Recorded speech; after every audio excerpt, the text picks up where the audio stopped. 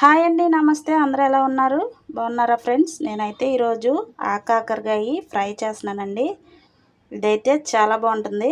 ఒకసారి ఇలా ట్రై చేయండి. ఎలా చేయాలో చూద్దాం. చూడండి, నేనైతే పావు కిలో కాకరకాయలు తీసుకొని ఇలా రౌండ్గా కోసుకున్నానండి. ఒక ఉల్లిపాయ, 2 పచ్చిమిరపకాయలు, 3 ఎల్లుల్లిపాయలు, 2 ఎండుమిరపకాయలు, అలాగే కొద్దిగా కరివేపాకు. ఇది ఎలా చేయాలో మీకు చూపిస్తాను ఇప్పుడు.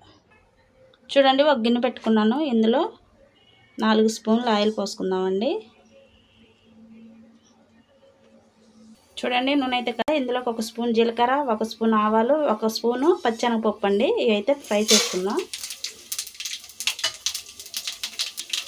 ఒకసారి కలుపుకుందామండి. ఇవి వేగినాయి కదా, ఇందులోనే ఎండుమిరపకాయలు, అలాగే వెల్లుల్లిపాయలు ఒకసారి కలిపేసుకుందామండి. అయితే కలర్ మారినాయి కదా, ఇందులోనే ఉల్లిపాయలు వేసాను కదండి, కలిపేసుకుందాం. అలాగే ఇందులో పచ్చిమిరపకాయలు కూడా వేసేసుకుందామండి. కరివేపాకు కూడా వేసేసుకుందాం. మొత్తం కొంతసేపు నూనెలో ఫ్రై చేసుకుందామండి. చూడండి, ఇవైతే వేగినాయి కదా, ఇందులోనే కాకరకాయ ముక్కలు కూడా వేసేసుకుందాం. కలుపుకున్నామండి. అండి, ముక్కలు అయితే వేసుకున్నాం కదా, ఇవి వేగడానికి కొద్దిగా సాల్ట్ కూడా వేసేసుకున్నాం. పొరుగు సరిపడా వేసేస్తున్నానండి. ఒకసారి అయితే కలుపుకున్నాం కదండి, సాల్ట్ వేసి మూత పెట్టేసుకుందాం. ఇవి నూనెలో బాగా మగ్గనిద్దామండి.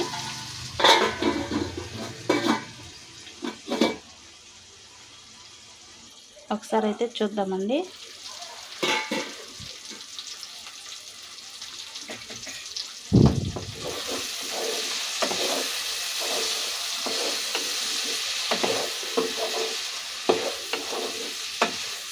చూడండి, ముక్కలు అయితే మగ్గుతున్నాయి కదా, ఇందులోనే కొద్దిగా పసుపు వేసుకుందామండి. చూడండి, ఇందులోనే కొద్దిగా పసుపు వేసుకుంటున్నాను. ఒకసారి కలిపేసుకుందామండి. చూడండి, పసుపు వేసుకొని కలిపేసుకున్నాను కదా, కొంతసేపు మూత పెట్టుకుందాం. ఒకసారి మూత తీసి చూసుకుందామండి, వేగినాయేమో.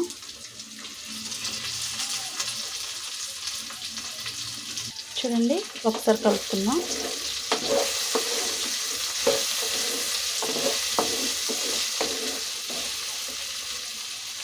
ఇవైతే బాగా వేగినాయి కదండి, ఇందులోనే కొద్దిగా కారం వేసుకుందాం. నేనైతే 1 స్పూన్ కారం వేస్తున్నానండి. మొత్తం కలిపేసుకుందాం. చూడండి, కారం వేసుకొని కలిపేసుకున్నాం కదా, కారం పచ్చివాసన పోయేంత వరకు మూత పెట్టుకుందామండి. కాకరకాయ కూర అయితే నేనైతే ఇలా చేస్తానండి. ఒక్కొక్కరు ఒక్కొక్క రకంగా చేసుకుంటారు, కానీ ఇవి చాలా టేస్ట్గా ఉంటాయండి. మామూలు కాకరకాయలాగా చేదైతే ఉండవు.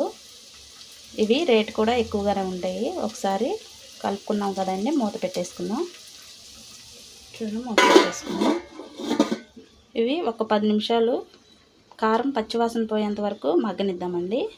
ఒకసారి చూద్దామండి, మూత తీసుకొని. చూడండి, ఫ్రై అయిపోయింది కదా, అంతేనండి. స్టవ్ ఆఫ్ చేసేసుకుందాం.